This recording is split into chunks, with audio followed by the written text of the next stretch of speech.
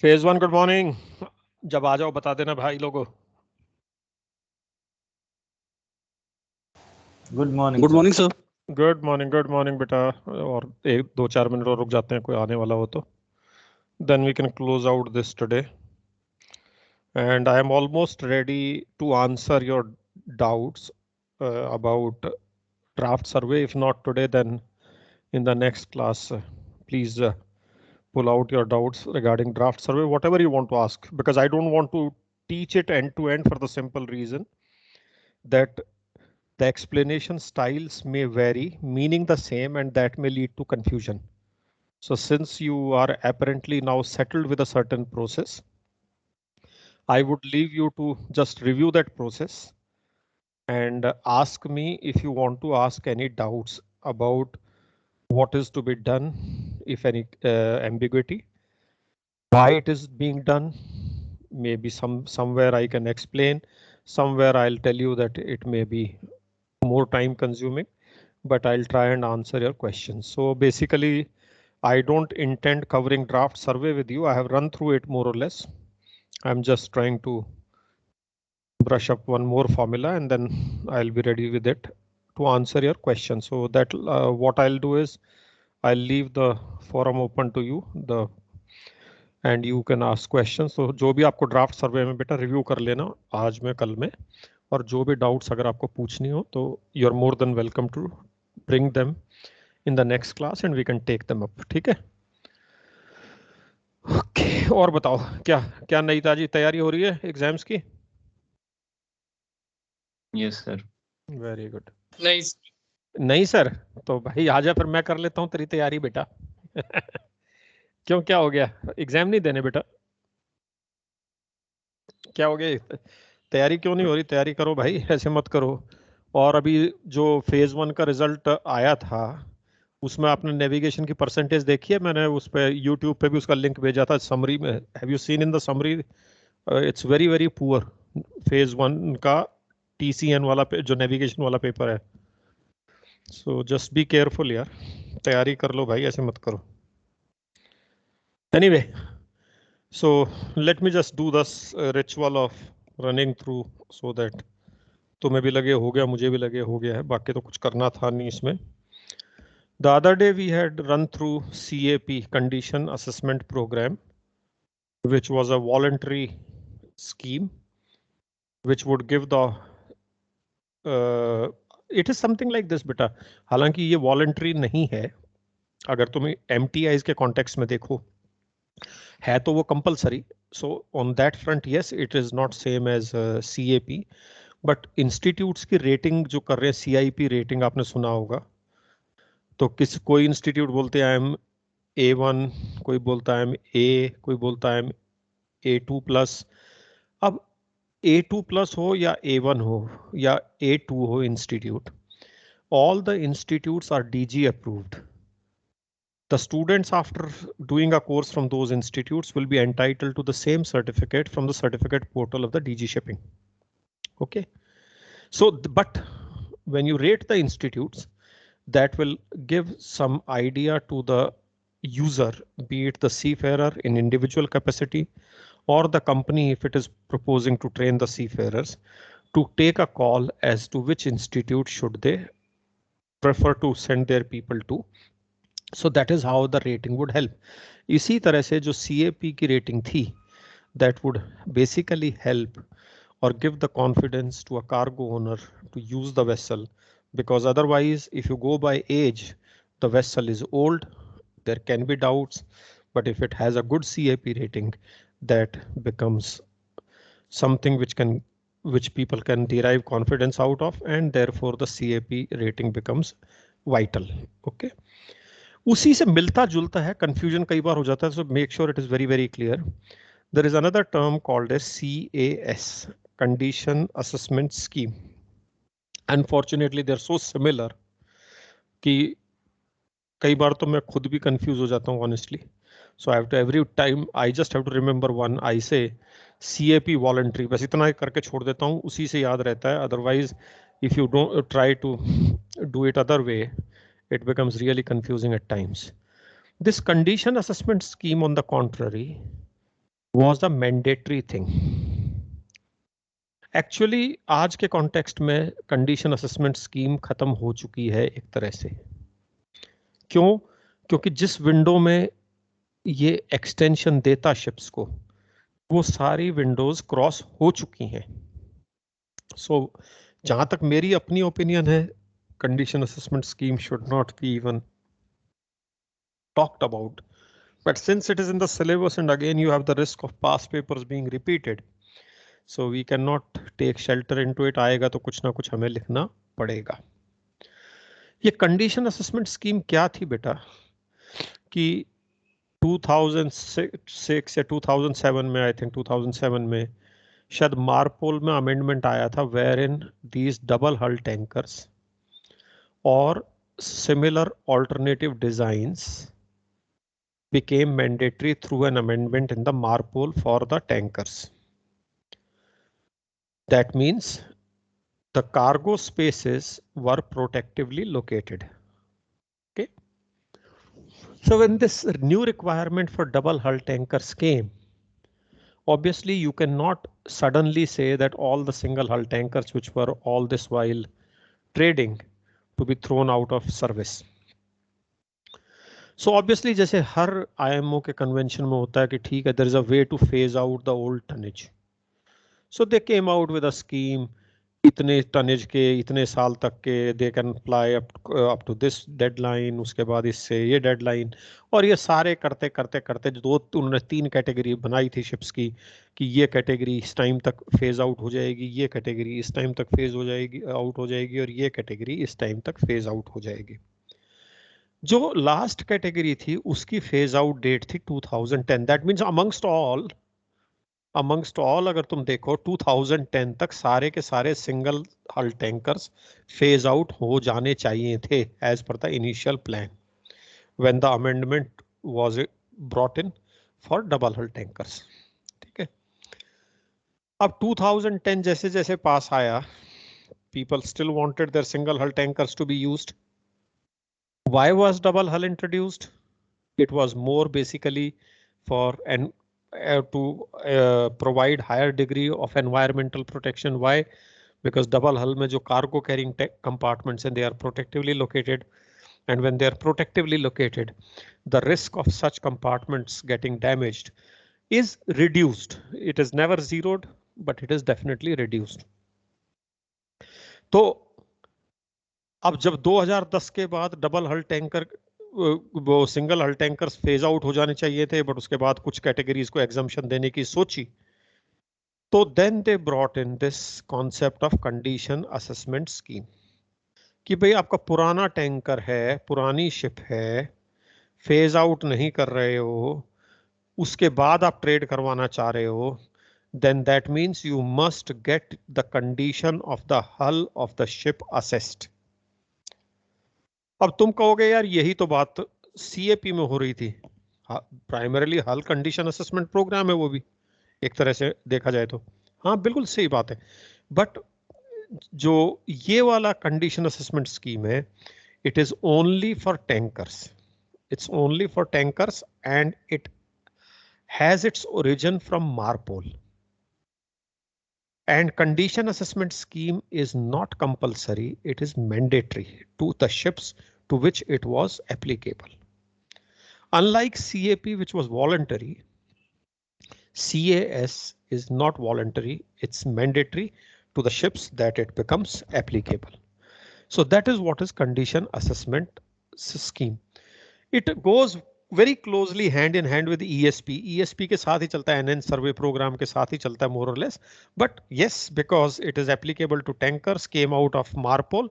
Therefore, this term condition assessment scheme, which is a mandatory scheme for tankers. So that is the background to CAS. In 1992, MARPOL was amended to make it mandatory for tankers of 5,000 deadweight and more, ordered after 6th July 93, to be fitted with double hulls or an alternative design approved by IMO, and this was wide regulation 13F of Annex 1, and this entered into force on 1st January 2007. Okay, so this MARPOL regulation was amended and coming into force in 2007. Now, as per these changes, the single hull tankers were divided into 3 categories, and they were given a window in which they could operate and the owners could phase them out.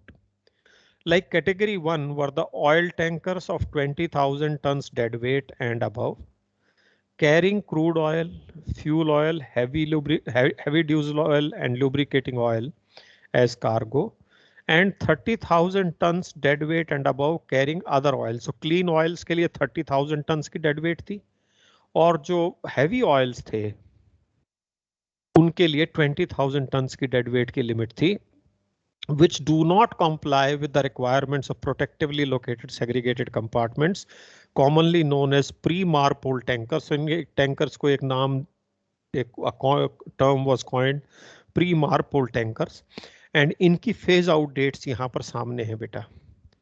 5th April 2005 for ships delivered before 5th April 82, or anniversary date in 2005 for ships delivered after 5th April 82.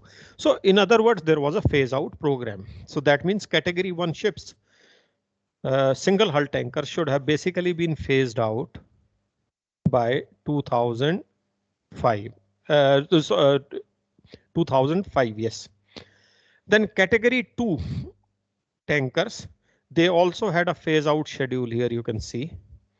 Category 3 tankers, oil tankers of 5,000 tons deadweight and above, that but less than the tonnages specified above, that means छोटे वाले tankers, in other words. उनकी इन दोनों की यहाँ पर ये आपको phase out dates हैं. इन dates को we don't have to remember कौन सा कब phase out होना था, but you see इनमें सब में मोटी मोटी क्या आ रही थी, 2010 तक ये सारे ships phase out हो जाने चाहिए थे primarily. That is what it was actually heading to. Now, the revised regulation allows administration to permit continued operation of category 2 and category 3 tankers beyond 2010, subject to satisfactory results of the condition assessment scheme. कि अगर आपको 2010 के बाद ये ships operate करने थे, तो then obviously you have to be participating in the CAS. But the continued operation must not go beyond the anniversary of the date of delivery of the ship in 2015 or the date on which the ship reaches 25 years of age after its delivery, whichever is earlier. अब देखो ये dates भी निकल चुकी हैं basically, 2015 भी निकल चुकी है, 25 साल वाली भी निकल चुकी है. In other words, condition assessment scheme की सारी limits एक तरह से complete हो चुकी हैं. Anyway, what was condition assessment scheme? Condition assessment scheme, अब आप यहां से शुरू कर सकते हो अगर कुछ आए तो. Condition assessment scheme is applicable to all single hull tankers of 15 years or older. It is meant to verify that the structural condition of the single hull tanker is acceptable and will continue to be acceptable during the subsequent period of the operation of the tanker. CAS is required to be conducted in conjunction with the mandatory ESP Enhanced Survey Program and builds upon ESP, further builds upon ESP by requiring additional thickness measurements and close-up surveys. In relation to Enhanced Survey Program, CAS is distinct in primarily 2 ways. CAS contains very specific responsibilities and deadlines for planning the survey, which must begin 8 months in advance of survey's commencement. So planning has to start way ahead of survey commencement. So under CAS, there is a stiff planning regime, and the planning process itself starts 8 months before the kick-in of the survey. The flag administration must review or monitor the survey and reporting process as well, and issue a full 5-year CAS statement of compliance. So it is under whose responsibility is it being carried out CAS? It is the responsibility of the flag state. Although CAS does not specify structural standards in excess of the provisions of other IMO conventions, no, it doesn't want ship to be of extra thickness or extra strength. No, it's a minimum जो है ठीक है. We'll stick to that, whatever it is required. Its requirements stipulate more stringent and transparent verification of reported structural condition of the ship and the documentary and survey procedures have been properly completed. Basically अब यही बात आ रही है बेटे, सारी जगह क्या बात आ रही है हर चीज में, चाहे वो CAP था चाहे अब CAS है. इवेंचुअली बात घूम फिर के वहीं आ रही है कि जो हमने रेगुलेटिंग regime लेके आए, whatever regulatory regime was in place by way of whichever inspections, whichever surveys, whichever statutory certificates, whatever was the regulatory regime was in place, that has failed to deliver what was expected for whatever reason.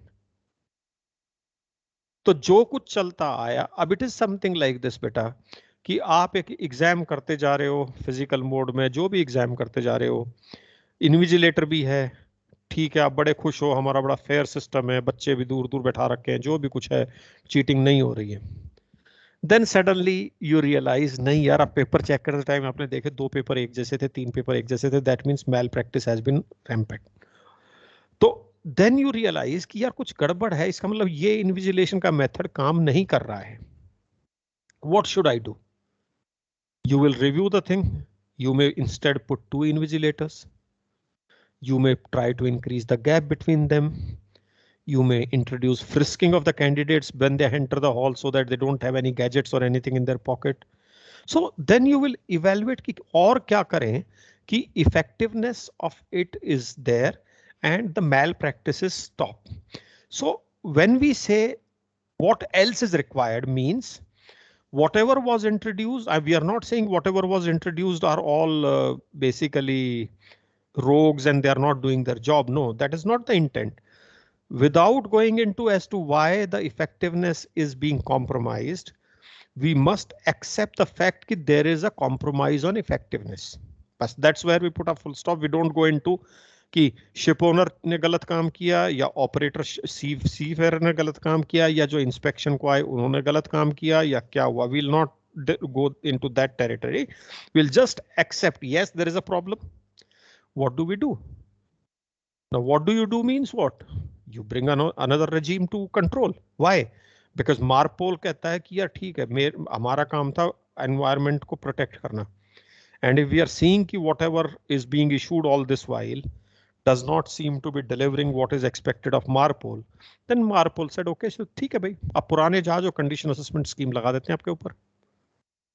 आप single hull tank करो, the chances of pollution are greater from you. So you please come under the regime of CAS. So CAS does not specify structural standards in excess of any other provision of IMO. It only ensures that the compliance is checked with more stringency, with more evidence, and it is documented in a better way so that the condition of the hull of the single hull tanker can actually be assessed. So that is the whole objective of CAS. It has been developed on the basis of Annex B of the guidelines to the ESP, which are carried out in accordance with Chapter 11.1 of SOLAS Convention and applicable Maritime Safety Committee resolutions, MSC resolutions. So basically ये मैं बोला बार पहले भी बोला था, ये कुछ नहीं है, it's basically an arm of, you can say, ESP, मोटा मोटा उसी लाइन पे चलता है, but yes, it will lead to another certificate of compliance or and statement of compliance, and that will be CAS. It shall be updated as and when ESP inspection is amended. So जब वो ESP code में वो Annex B amend होगा तब ये CAS की guidelines भी amend हो जाएंगे. It applies to survey of hull structure in way of cargo tanks, pump rooms, cofferdams, pipes, tunnels, void spaces within cargo tanks and all ballast tanks. So basically the idea is to prevent pollution, environmental damage. So those are the areas of then focus accordingly.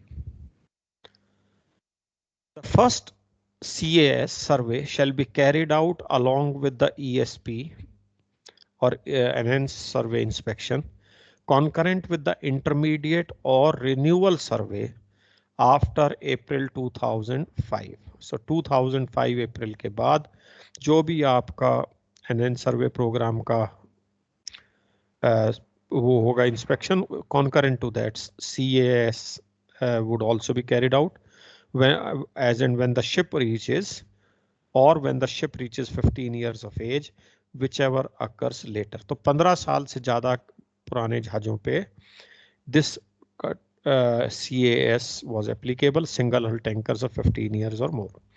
Thereafter, it shall be carried out at intervals of every 5.5 years. It shall be the responsibility of the flag state or a recognized organization. That means the one recognized by the flag state. Ship owner shall notify the flag state and RO of its intention to proceed with the CAS.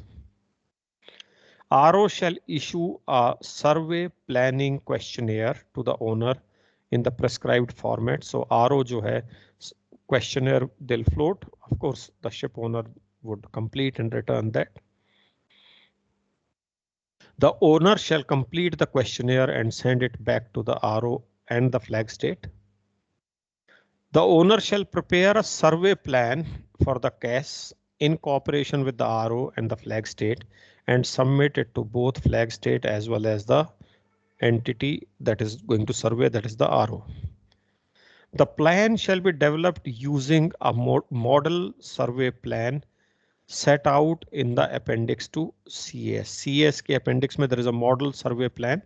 So based on the model survey plan, a survey plan shall be drafted for the ship. After taking into account the overall status of the tanker and various survey documents as stated in this scheme.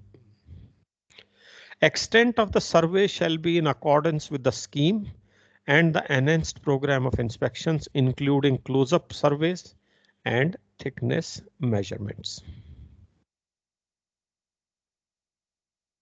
At least 2 qualified exclusive surveyors of the RO who have been trained and are experienced in carrying out intermediate or renewal surveys. So the qualification of the surveyor and the number of surveyor also is stipulated. At least, it does not mean only 2, it only says at least 2. At least 2 qualified exclusive surveyors, not doing any other survey at the same time, of the RO who have been trained and are experienced to what level of carrying out intermediate and renewal surveys shall carry out this survey. They shall also supervise the taking or measurement of thickness of the plating. All recommendations and conditions of the class shall be rectified to the satisfaction of RO. Surveyor shall prepare a CAS survey report as stated in the scheme and forward it to RO headquarters for review, although photographs, sketches, along with photographs, sketches, scantlings, etc. After review, the RO shall prepare the CAS final report as stated in the scheme and submit it to the flag state for approval. The RO shall issue an interim statement of compliance to the tanker in the prescribed format, valid for 5 months or till the time the statement of compliance is issued by the flag state. So that's an interim certificate, whichever is earlier. The flag state shall review the final report and prepare a review record. On satisfactory completion of the above action, the flag state shall issue a statement of compliance to the tanker in the prescribed format valid for 5 years, along with the final report of the RO and the review record of the state. On issue of the statement, the interim statement issued by the RO shall expire and become null and void. The statement shall be in the official language of the flag state with translation in English, French, or Spanish. It shall be a supplement to the IOPP certificate. So where will you keep your, if at all the CAS was applicable to your tanker, which it is unlikely to be? I'm sure all of you are now sailing on double hull tankers. But where was it supposed to be kept? It was to be kept with the IOPP certificate. A copy of statement and the review record of the state shall also be given to the RO. The flag state may declare the statement as valid even if the tanker is subsequently transferred to another RO or another owner, provided that the period of validity and other conditions for issue of statement remain the same. So this CAS statement of compliance can remain or continue with the tanker even if the tanker changes its owner or changes its basically flag, subject to, of course, the other flag accepting it, number one, or more importantly, it's the change of RO or the change of owner. Other flag, of course, would be duty bound. They can use the report of this flag state and issue their own certificate if they so desire. If they want to re-inspect, it's up to them. Owner fails to obtain the statement and changes the flag of his tanker, then the new flag state shall obtain the complete CAS documentation from the previous flag state and ensure that the earlier grounds of rejection are adequately dealt with before issuing the statement to the tanker. So if suppose one flag has denied you the CAS statement of compliance, now you want to just change the owner flag. Why? Because now you want to obtain from another flag. So if that is the case, then the new flag shall seek the complete report from the previous flag and then see that there are no pending deficiencies. If the owner changes the flag of his tanker after obtaining the statement, then the new flag shall obtain the complete CAS documentation from the previous flag state and may issue a new statement to the tanker. The flag state shall send to IMO the particulars of the statement issued and all the particulars of the tanker to which it has been declined to issue. It has declined to issue the statement of compliance. So kisko issue kiya, kisko decline kiya. All these records have to be updated in IMO so that there cannot be a malpractice, because if somebody changes flag, the new flag would be able to validate the records and see as to what the status is. I think that should be the end of it. So that is what our CAS is, beta, vis-a-vis CAP. तो आएगा तो CAP को अलग लिख लेना, CAS को अलग लिख लेना, 1 2 3 4 पॉइंट्स करके उनको लिख देना. टेबल मत बनाना, टेबल अवॉइड करूंगा मैं क्योंकि टेबल में कई बार आप फंस जाते हो. इस केस में वैसे तो मैं टेबल प्रेफर करता हूं जहां भी कंपेयर करना हो या व्हाट इज द डिफरेंस करना हो. इसमें क्योंकि स्टोरी लाइन में तुम अच्छी तरह से निकल जाओगे. थोड़ा बहुत अगर वर्ड्स थोड़े बहुत लूजली भी यूज हो गए तो उसमें निकल जाता है. टेबल बनाते हो तो it becomes very very conspicuous बेटा. सो इस केस में मैं कहूंगा unless you are absolutely on top of it and your practice with the table may be little dicey.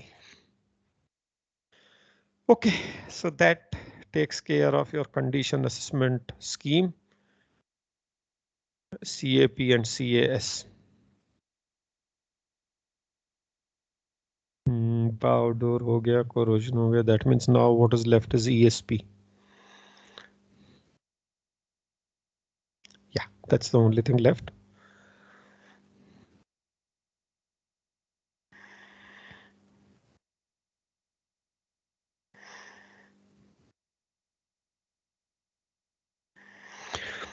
पांच सात स्लाइड कर लेते हैं, then we'll take a break so that it does not become unnecessarily heavy after the break, ताकि ये खत्म हो जाए बेटा. Why we need NN survey program? So let's see that first. There were a spate of accidents in bulk carriers and tankers. So as we start with ESP is applicable to both bulk carriers and tankers. Following a spate of accidents in bulk carriers and tankers, IACS का full form है बेटा International Association of Classification Societies. So it's like an association or a group formed by the classification societies. So IX introduced enhanced survey program on its own initiative, not because of IMO or anybody, because IMO subsequently adopted it. So following a spate of accidents in bulk carriers and tankers, IX introduced enhanced survey program. Why? Because they wanted more close-up inspections. ये जो accidents हो रहे थे, मैंने आपको कहा ना हमेशा, जब आप कहते हो कि यार इंस्पेक्शन हुआ था, सर्वे हुआ था, सेफ्टी कंस्ट्रक्शन सर्टिफिकेट था, शिप फिर टूट गया. So then obviously you'll say what has happened. Maybe the inspection intensity was not adequate.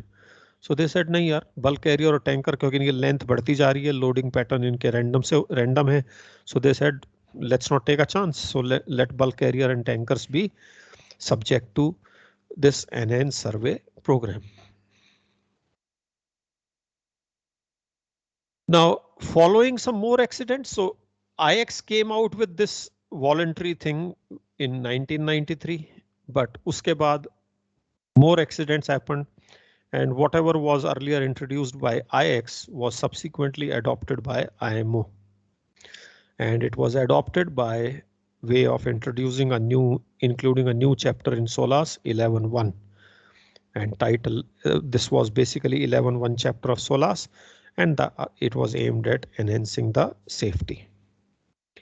The new chapter 11.1 required bulk carriers and oil tankers to go through enhanced survey program. देखिए, before I go further, तीनों words को देख लो क्या है. Enhanced survey program. इसका मतलब क्या हुआ? जो सर्वे आप करते थे प्राइमरीली किसके अंडर? हार्मोनाइज सर्वे सिस्टम के अंडर. कौन से सर्वे करते थे आप? सर्वे करते थे इनिशियल सर्वे, उसके बाद एनुअल या पीरियोडिकल सर्वे डिपेंडिंग ऑन कौन से कन्वेंशन में क्या टर्म यूज और किए. उसके बाद आप इंटरमीडिएट सर्वे करते थे, उसके बाद renewal, dry docking and special service. तो उन्होंने कहा यार ये जो सर्वेज आप कर रहे थे ठीक है, फैंटास्टिक. अब जो सर्वे करने का है ना, इसको भी the process of survey itself needs to be regulated, especially for tankers and bulk carriers.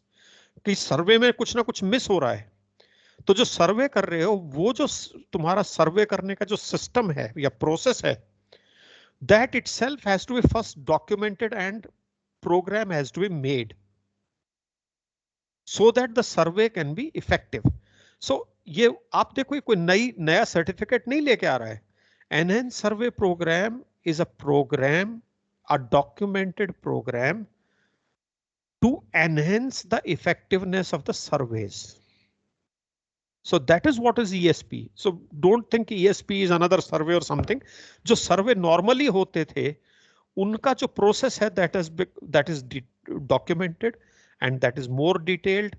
It is more leads to more comprehensive surveys, and that is what is called as enhanced survey program. The new chapter required bulk carriers and oil tankers to go through enhanced survey program. एक second यार, क्या मैं भी ना, sorry, my mistake.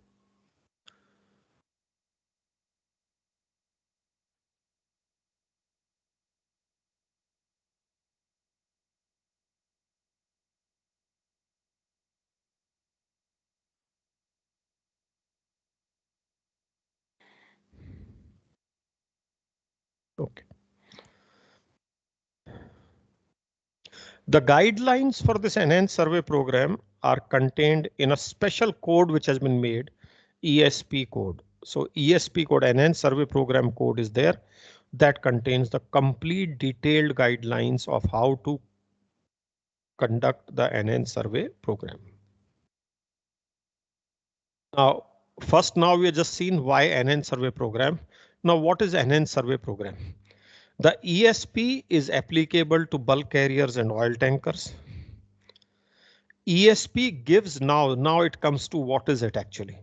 ESP gives specific guidelines, very specific detailed guidelines about what to inspect during annual, intermediate, renewal and dry docking surveys with respect to hull and structure. So पहले था ठीक है जी ये चीजें चेक करनी है, एक छोटी मोटी चेकलिस्ट बन गई, fine. That did not seem to be meeting the requirement of safety. So they said now you have detailed guidelines on what to check and also how to check. These detailed guidelines, as earlier said, also are contained in the ESP code. The intensity of the survey की intensity किस चीज पे depend करेगी? Obviously it will depend on the type of the ship, कि वो bulk carrier है या tanker है, and it will also depend on the age of the ship. Needless to say, older the ship, greater would be the intensity of the survey.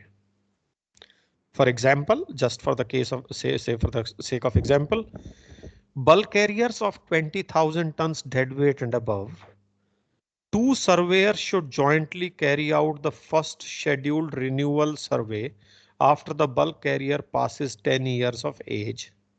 That is the third renewal survey, and all subsequent renewal surveys and intermediate surveys. That means until then it could be one surveyor doing it, but as the ship has become older, then obviously the requirement would be for minimum 2 surveyors. But on bulk carriers of 1 lakh tons and above, 1 lakh ton and deadweight and above, the intermediate survey between 10 to 15 years of age should be performed by 2 surveyors.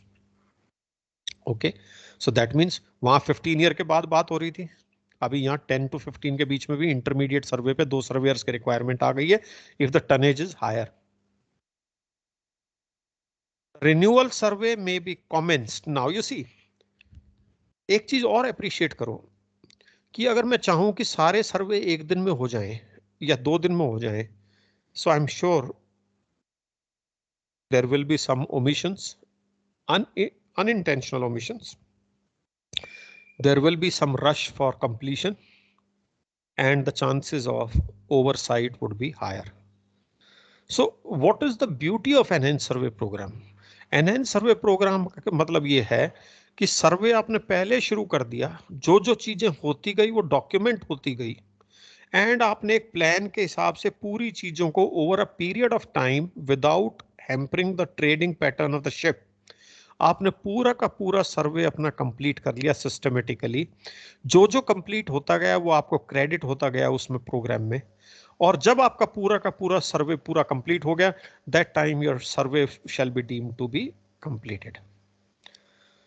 So the renewal survey may be commenced. So अगर आपका certificates expire हो रहे और renew होने, तो you don't have to. हमने देखा था कि रिन्यूअल सर्वे जो था, अगर आप देखो किसी भी, अगर वो एनहेंस सर्वे प्रोग्राम वाली शीट को जो टेबल था लास्ट में, उसमें ये था कि रिन्यूअल के लिए extension was not allowed. You could seek extension by special writing for 3 months for the sake of completing the voyage, but the survey could have been done up to 3 months before the expiry without compromise on the date of validity. So अब वहां उसको इससे कम link करो ताकि तुम्हें confusion ना हो. वहां तुम कह रहे थे सर्वे सिर्फ 3 महीने पहले तक कर सकते हो. वो क्या था? That was completion date of survey when the certificate, new certificate can be issued. It does not mean the survey begins 3 months in advance, only cannot begin before that. See this here. The renewal survey may be commenced at the 4th annual survey and be progressed during the succeeding year with a view of completion by the 5th anniversary date. आप 5th anniversary date तक complete कर लीजिए, और आपने पूरा 1 साल ले लिया इसको complete करने में. आपने phased manner में आराम से शांति से किया. जब इतना टाइम होगा, एक प्लान होगा, प्लान के हिसाब से चेक होंगी चीजें, तो obviously the surveyor would be at ease. He'll be able to focus on more on what he has to inspect, and accordingly you expect better outcome. Survey in dry dock should be part of the renewal survey, which we had said earlier also during HSSC. There should be a minimum of 2 inspections of the outside hull of the ship's bottom during 5-year period. In all cases, the maximum interval between bottom inspection should not exceed 36 months. This we did under dry docking survey in the HSSC. Ships of 15 years of age and over, more than 15 years, inspection of the outside bottom of the ship's bottom should be carried out with the ship in dry dock. For ships of less than 15 years of age, alternative inspections of the ship's bottom not conducted in conjunction with the renewal survey may be carried out while the ship is afloat. What does it mean? That tankers and bulk carriers of less than 15 years of age, जो 5 साल के cycle में 2 bottom inspection होनी है, वो दोनों या तो ड्राई डॉक में हो जाए या एक ड्राई डॉक में हो जाए, एक बाइल एफ्लोट अंडर वाटर सर्वे हो जाए. But if the ships cross 15 years of age, then you don't have this flexibility of underwater survey while afloat. Both the bottom inspections have to be done in the dry dock. That means, in other words, now the dry docking has become compulsory at least twice every 5 years. In any kind of survey, that is renewal, intermediate, annual, or other surveys, having the scope of foregoing ones, thickness measurement of structure in areas where close-up surveys are required should be carried out simultaneously with the close-up surveys. बेटा close-up survey की definition बाद में आ जाएगी. Close-up survey मतलब होता है आप किसी चीज को इतनी दूर से सर्वे करो कि वो आपकी आर्म लेंथ में हो. That means आप उसको हाथ लगा सको इतनी दूर, मैक्सिमम इतना दूर हो. So that is called as close-up survey. So वो कहता है कि these structure thickness measurement should be carried out concurrent to close-up surveys. It covers minimum requirement for inspection of ship's hull and structure during each type of survey. What NN survey program? And which are the structures focused upon? They are the cargo holds and hatch covers, piping, ballast tanks, hull plating, watertight bulkheads. It also guides about the extent the inspection for each of these elements during the surveys. So these are the focus areas primarily, and you can see these are basically the items related to ship construction certificate, primarily related to ship construction certificate. Okay, we can take a break here. Which one is this? एक second. This is 6:32 है ना, तो 26 रह गए. 26 class break के बाद कर लेते हैं बेटा. Let's take a break then. What's the time? Let me just see the time. 12. We connect at 12:45. ठीक है बेटा, let's take a break. एक ब्रेक ले लो भाई लोग. Yes, sir. Okay. Okay बेटा. Yes. Okay, sir. Okay.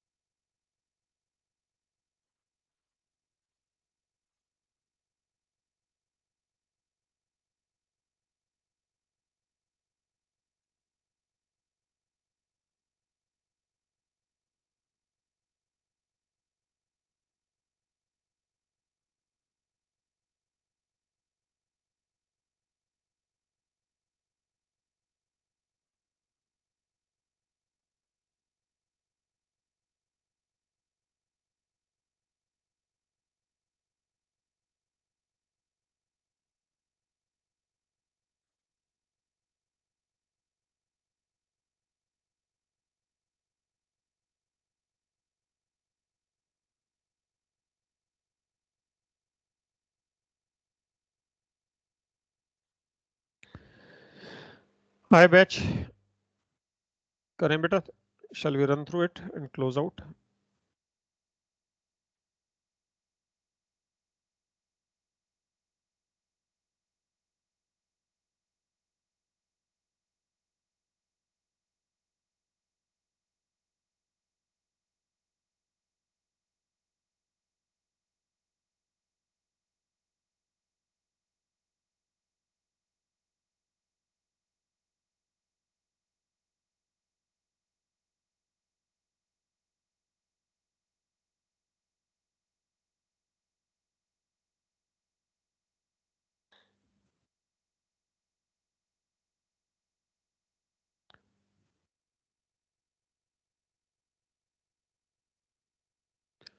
Once you are in, let me know guys, we can start then बेटा, ठीक है?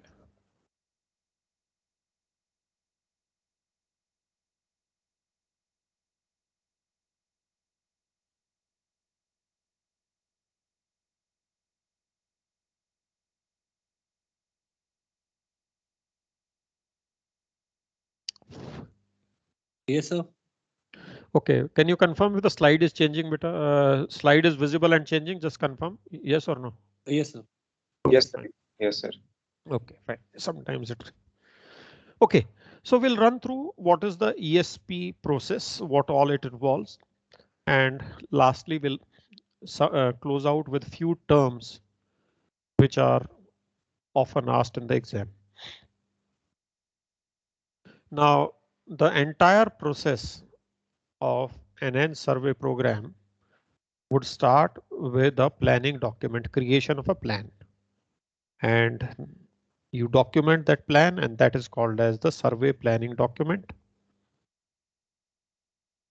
Then you will have, it will be followed by a survey meet before the survey between the stakeholders, be it the ship staff, the owner's representative, the yard representatives, and the inspecting team. Then it involves the process of conduct of survey, which includes thickness measurement, close-up survey, testing, and other things. Then the survey team shall make a report, and that's reporting the survey. And finally, all these things are maintained in a file on board, and that file is called as Enhanced Survey Program File, ESP file. So these are the various stages. Some of them are self-explanatory, and basically this survey planning document assumes a lot of significance here because this is what actually would be then followed during the surveys. Now, the process requires that this document, survey planning document, is prepared before the renewal survey, is well before the renewal survey. The survey document gives complete detail of what needs to be inspected, and for such inspection, what are the resources that are required so that the survey can be effectively carried out. So all that identification is done beforehand.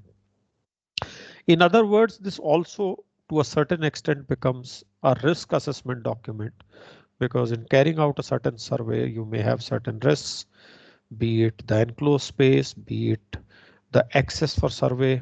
So all those things are also done when you're doing the resource identification. Indirectly, it also involves the risk assessment during the survey.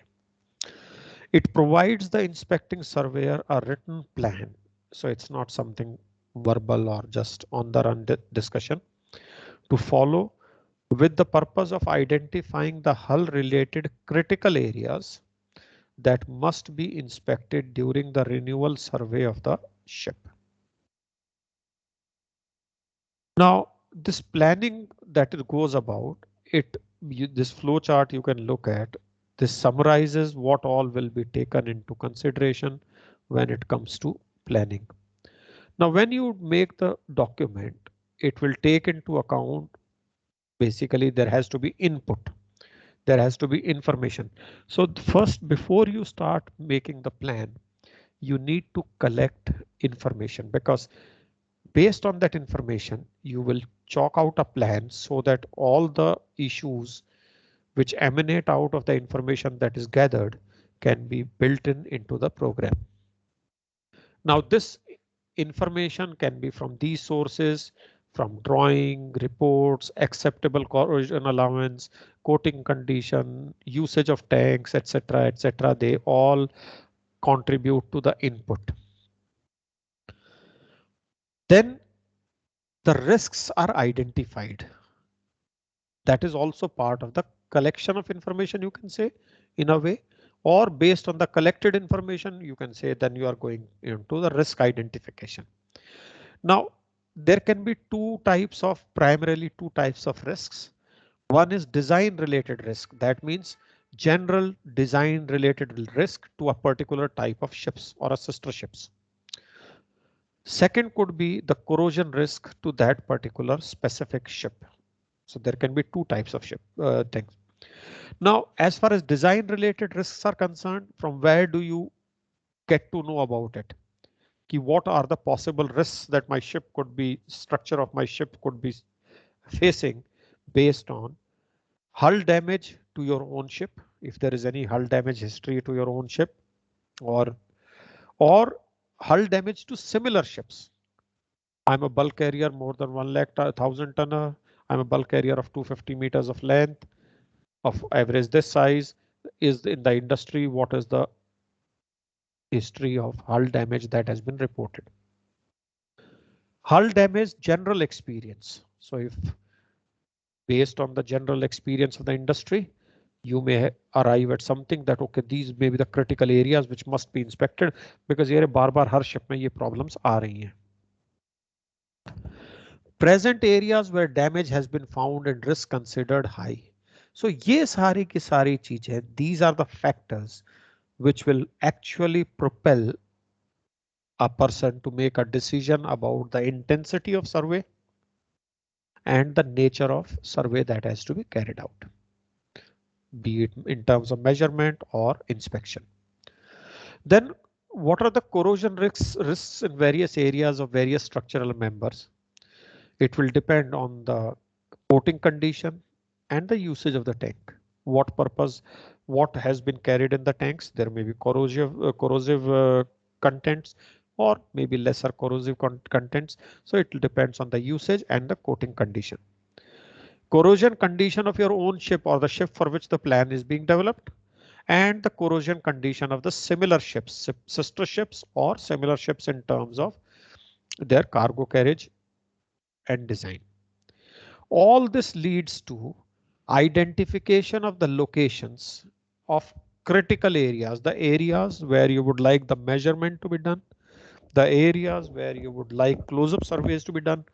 All this would lead to identification of those areas, and this is all at the planning stage. Mind you, you are still planning the document, so you'll work out कि कौन-कौन से areas की measurement होनी चाहिए, कौन-कौन areas के close-up survey होने चाहिए, and obviously then it will need to कि किस area में क्या survey करने के लिए क्या resources requirement होंगी, क्या वहां पे आपको scaffolding करानी है, क्या आप उस कंपार्टमेंट को पानी से भरोगे और राफ्ट डालोगे, या आप उसमें स्टेजिंग करोगे.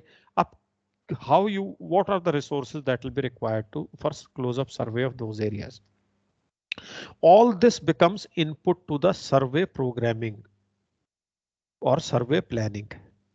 Once you have made your survey program, you submit it to the administration, and it is then accepted by the administration and the ship owner कि अच्छा भाई ये plan बन गया है इस input के base पे, and this plan is acceptable, and then once the plan is accepted, then it moves to the next stage of pre-survey meeting followed by the survey. So this is how the planning process is taken on, so that the planning can be as effective as possible.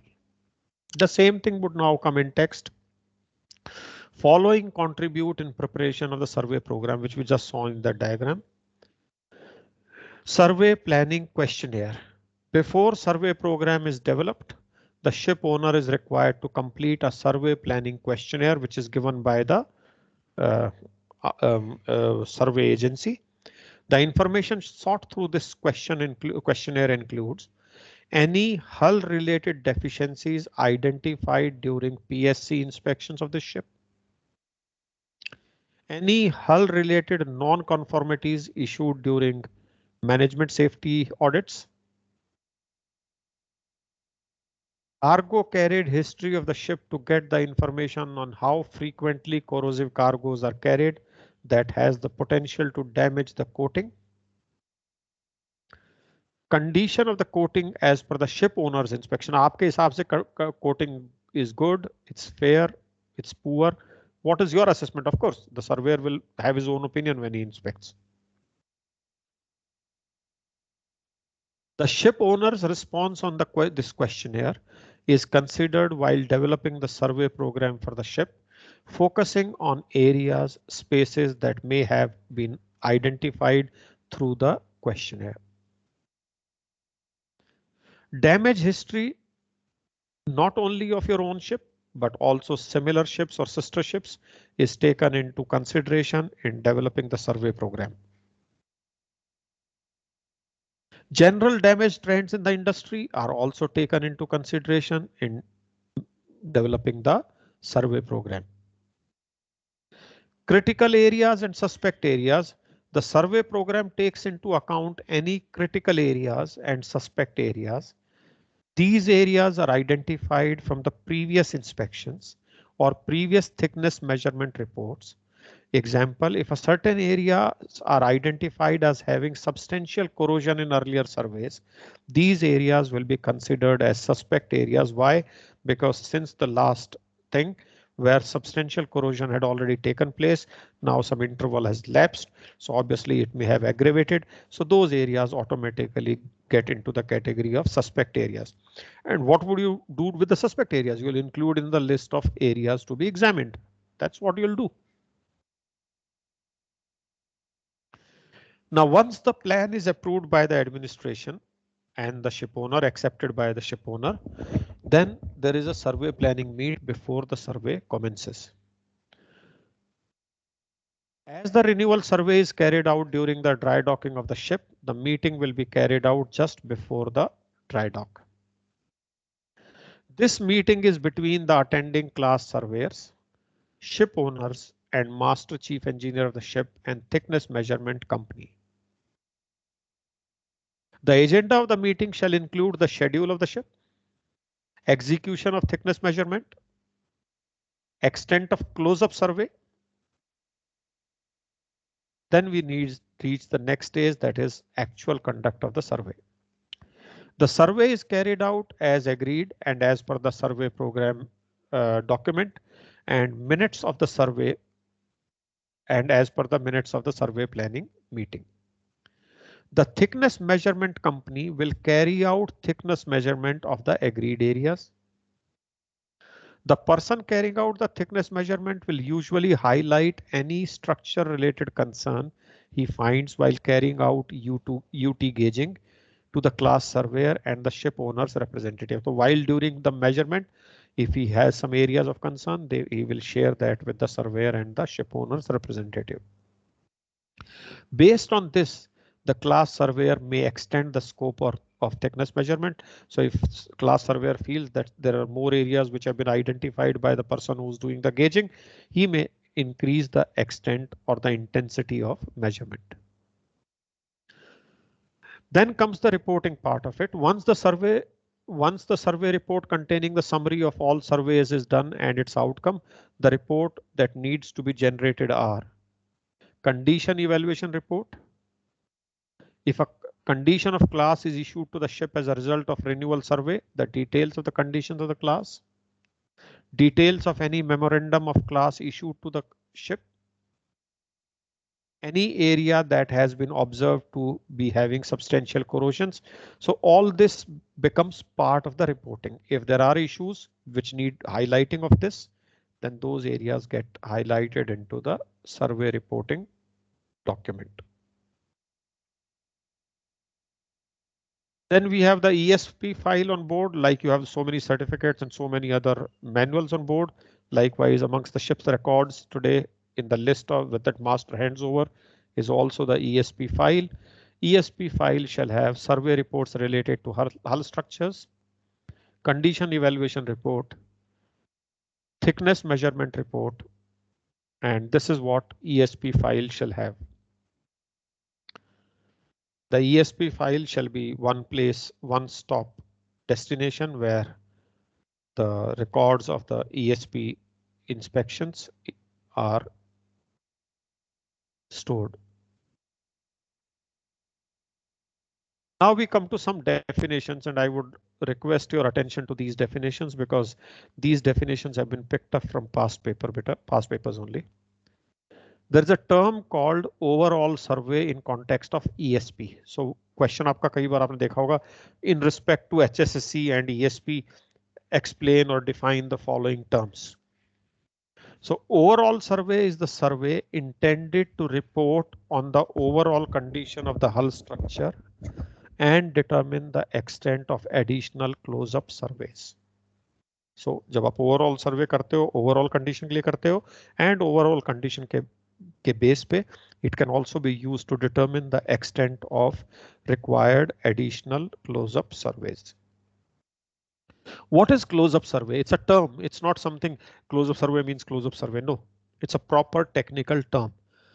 Is the survey where the details of the structural components are within the close visual inspection range of the surveyor and normally within one hand reach.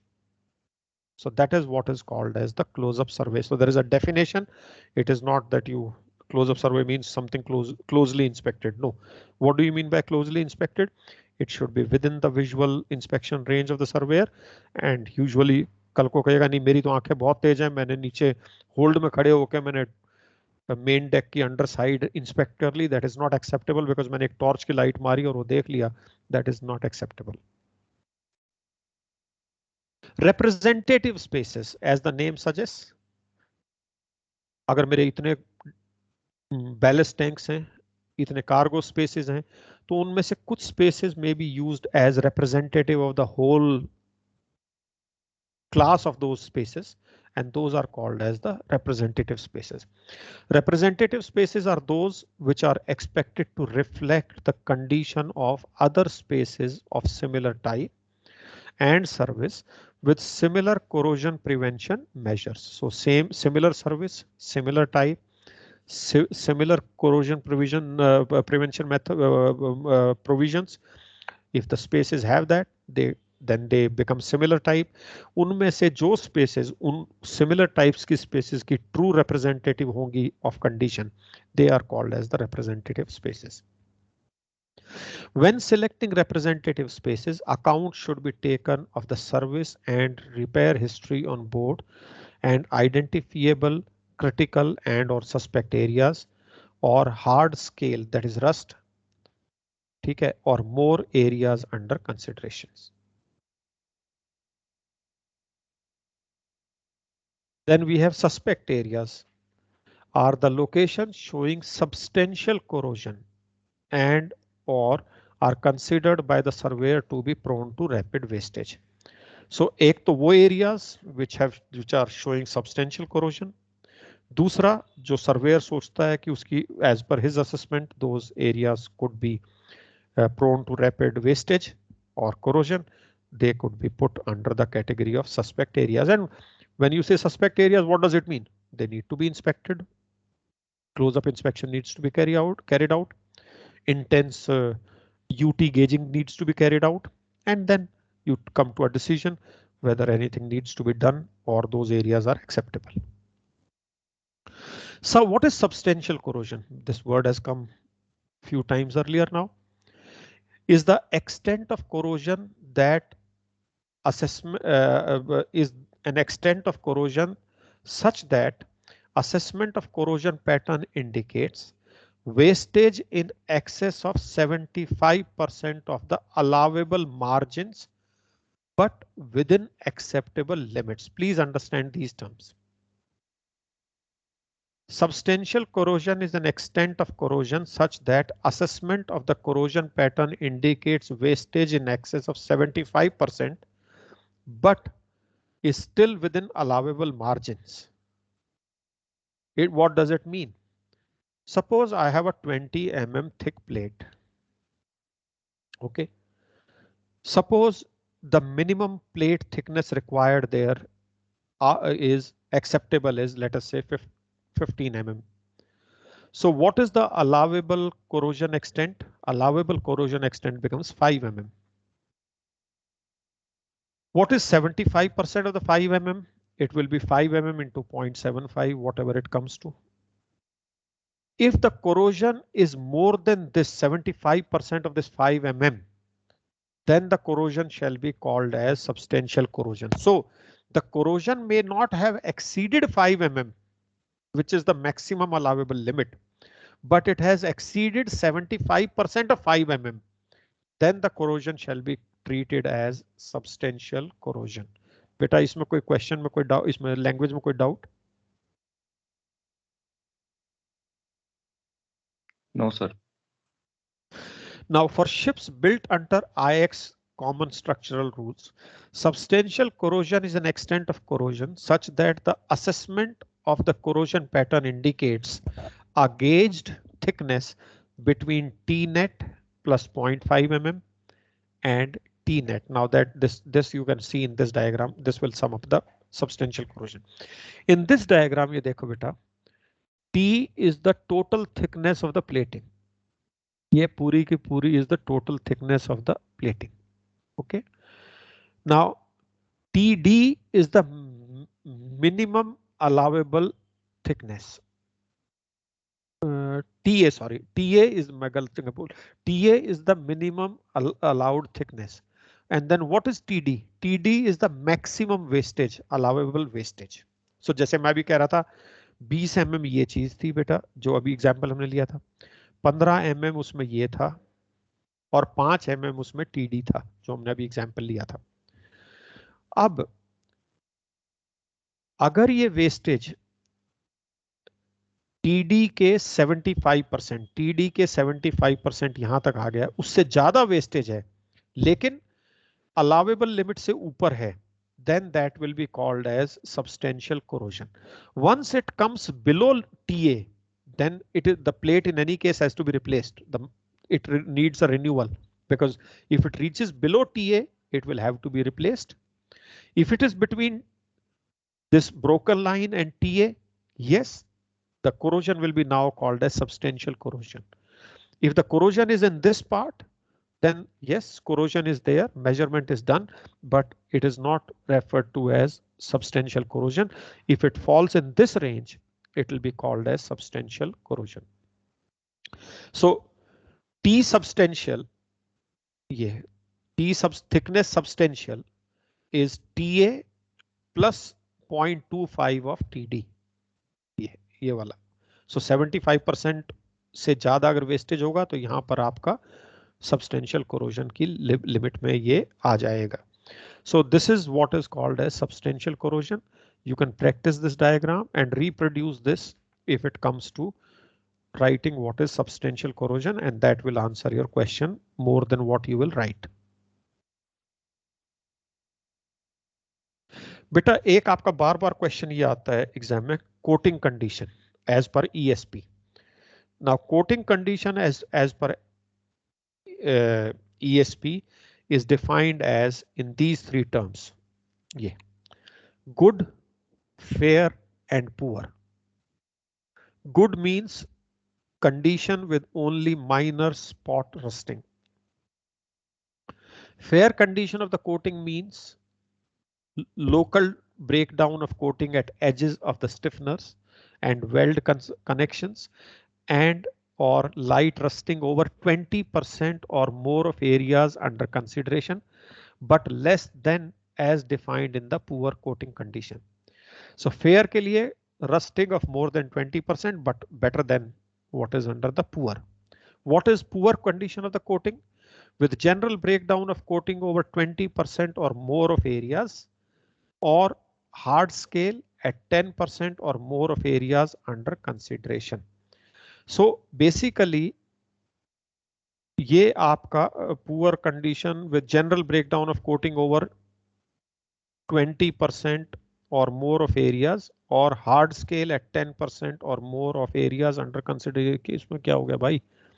एक minute, give me a second. Are these the same? Fair condition with local breakdown of coating at edges of stiffeners and weld connections and or light. Okay, my mistake. I was missing out this word light rusting beta. Okay. Now fair condition is with local breakdown of coating at the edges of stiffeners and weld connections and or light rusting. यहाँ पर light rusting है बेटा. ठीक है. Poor condition में it is breakdown of coating, complete breakdown of the coating over 20% or more of area. So please, the difference between these two, this 20% and over is a common percentage, but the difference lies in here is that it was light rusting in the fair condition, and it is a general breakdown of coating over 20% or more in this case of poor condition.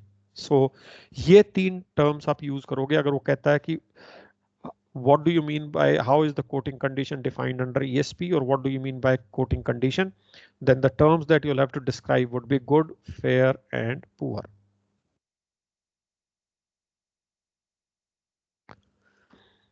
Good, only minor spot rusting. Fair, local breakdown of the coating at the edges of the stiffeners and weld connections, and or light rusting over 20% or more of areas under consideration. Poor, general breakdown of coating over 20% or more, and or areas of hard scale of 10% and more, that will be called as poor. So these are the condition, these are the terms that define the condition of the coating. Under ESP, corrosion prevention system is normally considered a full hard protective coating. Hard protective coating should usually be epoxy coating or equivalent. Other coating systems which are neither soft nor semi-hard coatings may be considered acceptable as alternatives, provided they are applied and maintained in compliance with the manufacturer's specifications. So here when you talk about corrosion prevention system, you are talking of the coating basically. Now we come to critical areas. But how do we define critical areas? Because all critical areas by default would come under close-up survey list.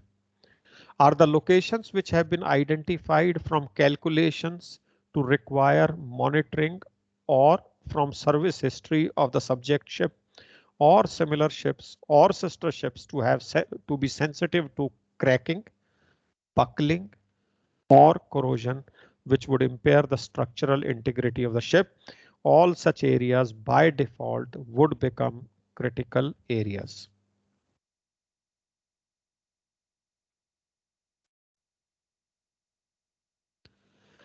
There are some areas which are called as specially considered areas. It means sufficient close-up inspection and thickness measurements are taken to confirm the actual average condition of the structure under the coating. So some areas are specially considered just for the sake of evaluating the overall condition of the vessel. बेटा access to structures ये भी कई बार आ चुका है paper में, phase 2 में भी आया है कई बार. What does this mean? What are the things you provide to the surveyor so that he can carry out the close-up survey? What provides him access to the structures? For overall survey, means should be provided to enable the surveyor to examine the structure in a safe and practical way. For close-up surveys, depending on the size of the vessel and structure being surveyed, shall comprise of suitable one or more of the following means of access acceptable to the surveyor. They can be permanent staging and passages through the structure, temporary stages and passages through the structure, lifts and movable platforms, portable ladders, hydraulic arm vehicles such as conventional cherry picker, lifts and movable platforms, boats or rafts provided the structural capacity of the hold is sufficient to withstand static load at all levels of water, other equivalent means. These are the possible means which can provide the surveyor access to the structures. What are the documents you carry on board pertaining to an survey program? After the program is carried out, it will be primarily the ESP file. The owner should maintain, supply and maintain on board documents as described below. The document should be readily available for the surveyor and should be kept on board for lifetime of the ship. Documents include condition evaluation report, a survey report file, reports of structural surveys, condition evaluation report, दोबारा से repeat हो गया गलती से, thickness measurement report, so they were all there as part of ESP file also. Survey program, main structural plans of the cargo holds and ballast tanks, previous repair history, cargo and ballast history, inspections by ship's personnel with reference to structural deterioration in general and leakage in bulkheads and piping.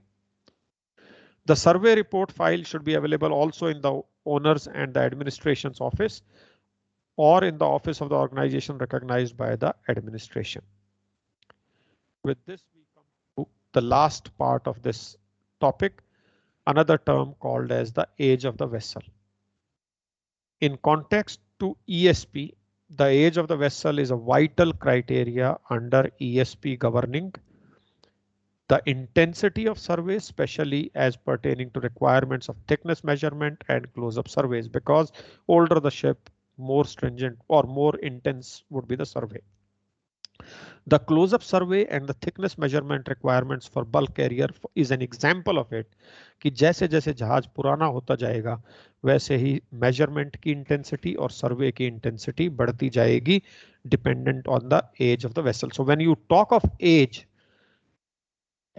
of the vessel in context of ESP, it talks about its age from the time it is built, and this age of the vessel has a direct bearing on the intensity of measurement and intensity of survey. This is just an example here. You can see less than 5 years of age. These are the renewal survey number 1. This is how it is carried out between 5 and 10 like this. And this shows that age has a direct bearing on the intensity of survey and intensity of measurement. So I think with this we come to an end of this because this is a continuation of age of the thing. तो एक example बहुत है आपके लिए. You don't have to have all of these. ये उसी को I think blow up करके लिया होगा. नहीं अच्छा दूसरा है, but you can just remember 1 or 2 examples to establish that age has a bearing on the intensity of survey and inspections and measurement. So that is what the age. So बेटा ये आप अगर देखोगे past papers तो उसमें ये आपको काफी frequently asked question मिलेगा part B में with respect to HSSC and NN survey program define or explain the following terms. ठीक है, कई बार आपको मिलेगा कैश कैप और क्वेश्चन इसका आपको मोस्टली मिल ही जाएगा एग्जाम में, तो it is worth going with some preparation so that you can hedge your risk against mistakes in the numerical component. ये हो गया बेटा. इसके साथ हाँ बोलो बेटा. एक क्वेश्चन होता है sir, how you will prepare your vessel for load line सर्वे, तो उसमें ESP का मतलब लिखना जैसे डॉक्यूमेंटेशन एंड ऑल दैट. नहीं बेटा ESP applies to oil tankers and bulk carriers only, right? And that to age dependent, correct? 15 years के बाद, right? Yes sir. उससे पहले कम होगा. ठीक है, आपको बेसिकली वहां पर लोड लाइन सर्वे के लिए करना है, तो आपको आप याद करो जब हमने HSSC किया था, ठीक है, HSSC में हमने बेसिकली बातें की थी कि भाई आप इनिशियल सर्वे में आप क्या करोगे, फाइन इंटरमीडिएट में क्या करोगे, एनुअल में क्या करोगे, रिन्यूअल में क्या करोगे, हमने वो जेनरिक टर्म्स में बात की थी, correct? Yes sir, yes sir. Now when it comes to load line, how you'll address this question is, when it comes to load line, the basic premise on which load line certificate is issued is this. Number 1, the ship is of adequate strength. Okay. The ship has adequate reserve buoyancy. The ship has enough stability. ये तो इसके underlying principles हैं. उसके बाद there are 10-11 conditions for assignment of load lines. वो conditions of assignment of load line में आपकी चीजें जो आती हैं बेटा, वो आपकी सुपर स्ट्रक्चर आती है, आपके वाटर टाइट बल्क हेड्स आते हैं, वाटर टाइट डोर्स आते हैं, आपके हैच कवर्स आएंगे. सो अब आपको वेसल को प्रिपेयर करना, ये चीजें लिख के तो आप ये कहोगे कि भाई लोड लाइन कन्वेंशन किस किस प्रीमाइस पे बेस्ड है। इंस्टेड देखिए एक जवाब इसका हो सकता है, I will check this, I'll check that load line marks are painted, I'll check that hatch covers are weather tight, I'll check that all the doors on the superstructure are weather tight। ये तो एक list बनाने वाली बात हो गई, right? आपका answer has Yes, to be more systematic. आपका आंसर हैज टू बी कि भाई what is the premise on which load line certificate is issued, correct? yes sir. और मैं उन सब चीजों पे now you will basically ensure what कि द शिप हैज डज, आप लिख लो अगर लिखना है तो, आप चेक करोगे कि शिप के पास इसकी अप्रूव्ड स्टेबिलिटी बुकलेट है या नहीं। Why? Because one thing is that the ship shall always be loaded and have adequate stability. Number 2, ship की जो कंस्ट्रक्शन, शिप के जितने और रिलेटेड सर्टिफिकेट्स हैं, ship safety construction certificate, safety equipment certificate, ये सारे डॉक्यूमेंट्स वैलिड हैं या नहीं। ठीक है, अब आप आओगे कि ये जो ये जब आपने कर लिया सारा, अब आप आओगे कि भाई जो conditions for assignment of load line है उनके लिए इसका बेसिक प्रमाइस क्या है कि वो सारी की सारी conditions of assignment of free board are being adhered to.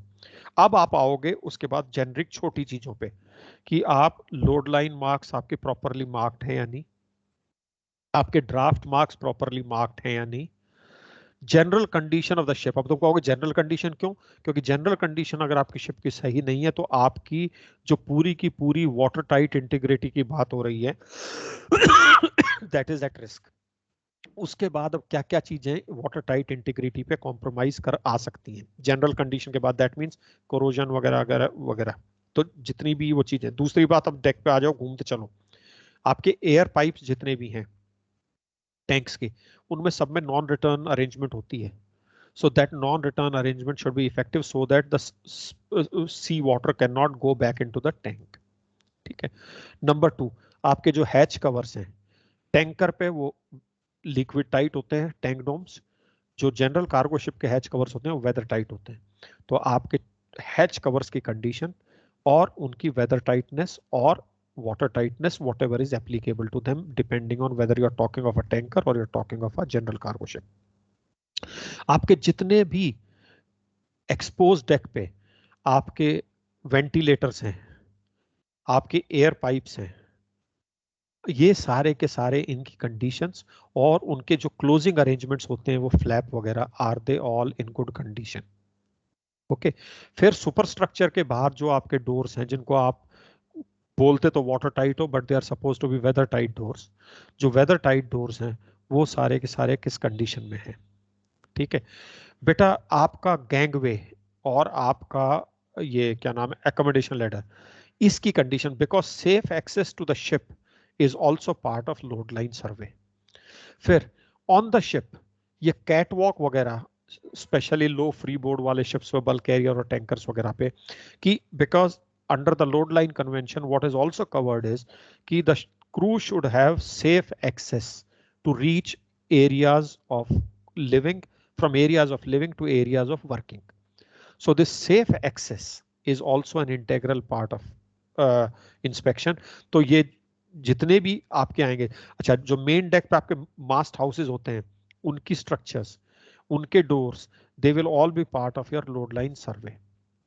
सो ये सारी की सारी चीजें आपकी लोड लाइन सर्वे में आएंगी, बट आपको before you start listing them you will have to start with the basic premise on which the load line certificate is issued, because that shows depth of understanding rather than starting to list something which you will just keep listing left, right and center।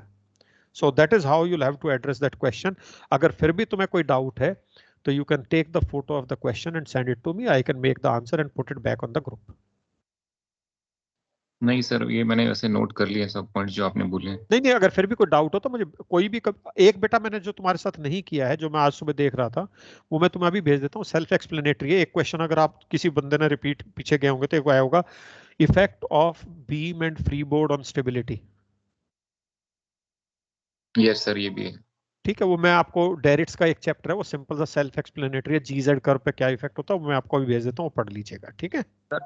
और एक question और था sir, हाँ उसमें था कि right short notes on anti corrosive and anti fungal paints, तो उसका अगर कुछ मिल जाए सर। बिल्कुल मिल जाएगा बेटा। बेटा पहली बात तो एंटी कोरोसिव पेंट्स और एंटी फंगल पेंट्स का डिफरेंस क्या है, एक तो वो एंटी फाउलिंग की बात कर रहा है और एक तरह से, ठीक है, और दूसरा कर रहा है यस सर। एंटी कोरोसिव की, राइट। सो यही हाँ यहाँ सर। भी तो यहाँ पर तुम्हारा बेसिकली क्या होगा, you will start with what is the purpose of anti corrosive paint, what is the purpose of anti fungal paint, okay, number one.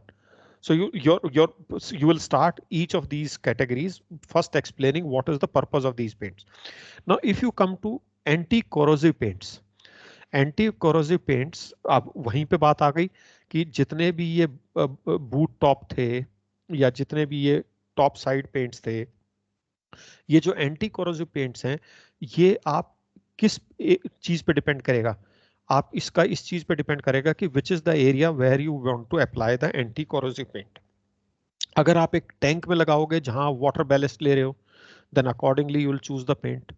अगर आप एक टैंक में लगाओगे जहां आप पेट्रोलियम प्रोडक्ट्स लेके जा रहे हो, वाइट से diesel and naphtha and all these things, आप अकॉर्डिंगली डिसाइड करोगे एंटी कोरोसिव पेंट कौन सा लेना है, क्योंकि anti corrosive paint has to be suitable for the place where it is applied, depending on what all is it going to come in contact with. When you put it on main deck or superstructure, then it has two purposes. One is anti-corrosive, other is decorative. Okay, so then you will have both these two functions. When you apply an anti-corrosive paint in a tank, then it will depend upon what is the tank content, what is it that the tank is going to carry. So anti-corrosive paint will be applied on the primer, which is applied after the surface preparation. The primer that is used has to be suitable for the paint that is going to be used as the final coating or the finish coating. So that is what is the purpose of anti-corrosive paint.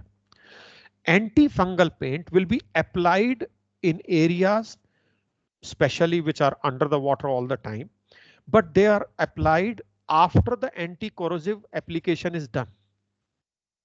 So anti-fungal paint is never directly applied onto the ship structures. Why? Because they themselves are corrosive. So anti-fungal paint जो है वो हमेशा पहले आप ship की surface prepare करोगे, उस पर प्राइमर आएगा, फिर उस पर एंटी कोरोसिव पेंट की लेयर आएगी, एंटी कोरोसिव पेंट की लेयर के बाद आप उस पे एंटी फंगल पेंट लगाओगे. Anti fungal paint will not be applied directly to the ship structure, bare ship structure. और एंटी फंगल पेंट का पर्पस है to minimize the marine growth on the structure. Is that clear बेटा now? Yes sir. Okay, और बोलो sir एक और था, उसमें था कि वॉश बल्केट क्या होता है सर, वो क्वेश्चन मैं आपको मैं दिखाता हूँ. नहीं मैं बता देता हूँ वॉश बल्केट. तुम कभी 4 पीक में गए हो? कभी 4 पीक टैंक यस में सर. गए हो? ओके. वहां यस सर. सेंटर लाइन पे क्या होता है, याद करो अगर तुम बता सको तो.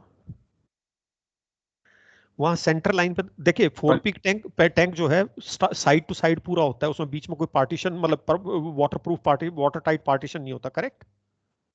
Yes sir. तो बीच में क्या होता है, उसमें बीच में एक तरह का एक बल्कहेड होता है जिसके अंदर होल्स होते हैं, होल्ड होते हैं. Yes sir. है ना, मतलब लाइटनिंग होल्स यस होते हैं सर. जिसमें पानी फ्रीली, आदमी भी पास हो जाता है, पानी भी पास होता है, राइट? Yes sir. ये जो बीच में है, ऐसे बल्कहेड को कहते हैं वॉश बल्कहेड, राइट? इसका पर्पस क्या है बेटा? इसका पर्पस ये है कि जब पानी फ्लो करेगा इधर से उधर रोलिंग में या इंक्लिनेशन में, तो वो उसके मोमेंटम को चेक करेगा ताकि स्लॉशिंग इफेक्ट इज रिड्यूस्ड.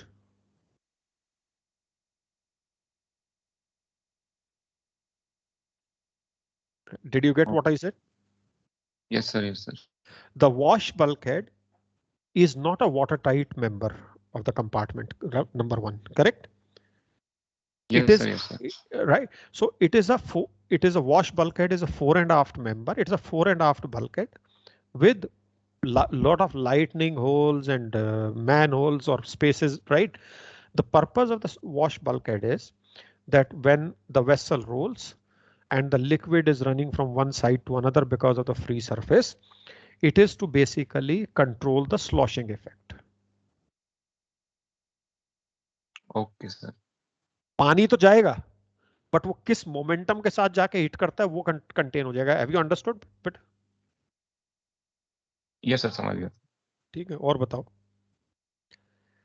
और एक लास्ट था sir, safety construction renewal survey था. How you will prepare your vessel for safety construction renewal सर्वे?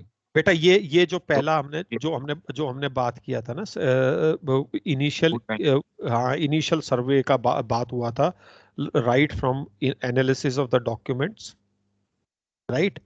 अगर आपने HSSC में अगर दिया हो ध्यान, HSSC में हमने कहा था कि सर्वे के 3 स्टेज वाला इनिशियल सर्वे में पहले आपके प्लान्स और डॉक्यूमेंट्स रिव्यू होंगी,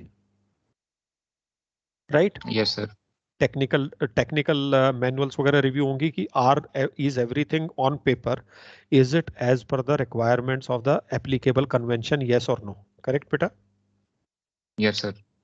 Once that paper exercise is done and they say कि भाई everything that is submitted to us, the plans, the manuals, the other technical documents, they are as per the applicable conventions. Now you go to the ship to basically validate that. Okay. अब ये जो ship safety construction certificate है, ये तुम्हारा, इसमें तुम चाहो तो तुम घुमा फिरा के बाद में ESP भी ला सकते हो. Okay sir. This enhanced survey program is basically for renewal certificate of tankers and bulk carriers to which to which ESP is applicable.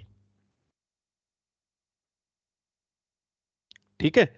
But if to a ship to which ESP is not applicable, अगर उसके context में हम बात करें तो उसके context में यही है कि आपका जो सेफ्टी कंस्ट्रक्शन सर्टिफिकेट है उसका मकसद, पर्पस ये है कि जो शिप की जो पूरी की पूरी स्ट्रक्चर है that is strong enough for the intended purpose.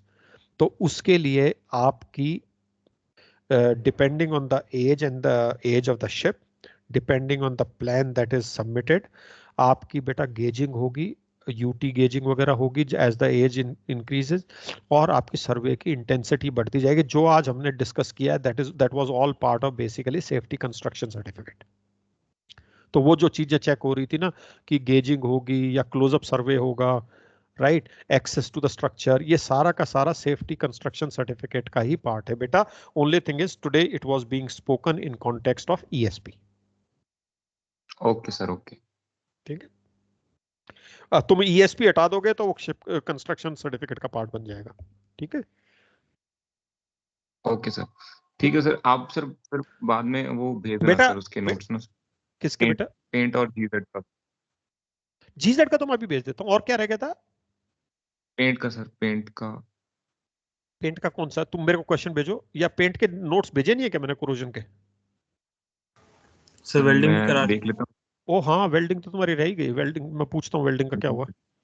तो ठीक है चलो, वेल्डिंग रह गई तो यार मैं सोच रहा तुम्हारा वो करा दूं, क्या नाम है साला, ड्राफ्ट सर्वे. चलो अगली बार वेल्डिंग कराता हूँ, अगली क्लास में वेल्डिंग को फटाफट will run through welding then, because एक बार तो we have to run through.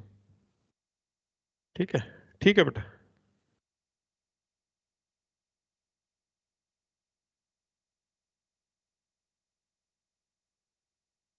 Okay then guys, I'll sign out for today. Let me see if I can pull out your welding stuff and prepare that also. ठीक है बेटा, परसों मैं करता हूँ, पहले वेल्डिंग करता हूँ, और तब तक वेल्डिंग की क्लास में तुम मेरे को ना वेरी प्रिसाइजली मुझे ड्राफ्ट सर्वे का भी निकाल लाना, क्या क्या प्रॉब्लम्स हैं वो भी मैं तुम्हारी एड्रेस करता हूँ, because draft survey I am more or less ready now, so that will not take much time. ठीक है. And I will club it with welding, don't worry. Okay sir. ठीक है चलो. ओके बेटा, I am signing out then. Thank you. Okay bye.